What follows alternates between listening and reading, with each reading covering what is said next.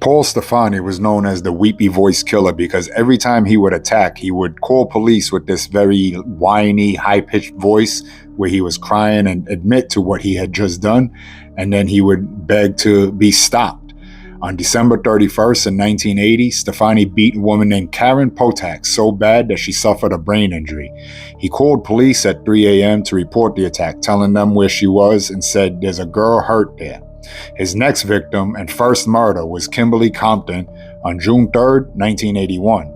He again called police pleading, "God damn, will you find me? I just stabbed somebody with an ice pick. I can't stop myself. I keep killing somebody." 2 days later, he called police to say he was sorry for stabbing Compton and said he would turn himself in. He never did.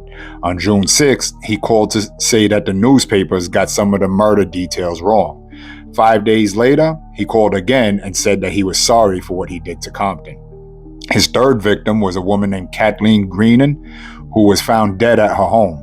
He never made any calls about Kathleen, but later confessed to drowning her in her tub when he was caught.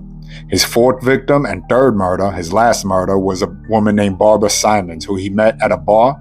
Simons told a waitress that he was cute and she hoped that he was nice since he was giving her a ride home. Simons was never seen alive again. She was found the next day, stabbed to death. He contacted police after the murder of Simons and said, "Please don't talk, just listen. I'm sorry I killed that girl. I stabbed her 40 times. Kimberly Compton was the first one over in St. Paul."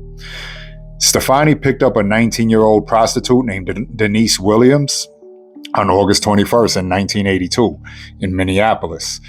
Williams knew something was wrong when he started driving her through a dark suburban area instead of bringing her back to where he picked her up from. After they went onto a dead-end road, he stabbed her 15 times with a screwdriver. While he attacked her, Williams was able to grab a bottle and hit him on the head, causing cuts to his head and face. A man who lived nearby heard her screams and went to help and began to wrestle with him, causing Stefani to run away. When Stefani got home, he noticed how badly he was hurt and bleeding, and he called for medical help. It was this call that confirmed Stefani was the weepy voice killer and linked him to the Williams attack, and further investigations would link him to the murders. In 1997, Stefani was diagnosed with skin cancer and given less than a year to live. He died in 1998 at the age of 53.